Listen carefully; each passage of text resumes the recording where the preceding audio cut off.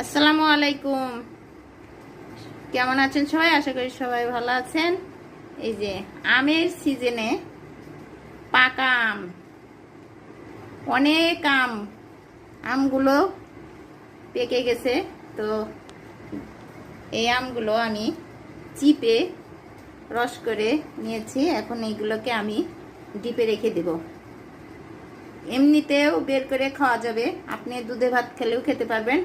আবার এগুলো বের করে আমি অবসর টাইমে আমের আমটা তৈরি করে নেব। অনেক কাজে ব্যবহার করা যাবে এই আমের এই ইগুলো, রসগুলো। কারণ এখন প্রচুর আম, এই আমগুলো নষ্ট না করে আমি চিপে রেখে দিচ্ছি।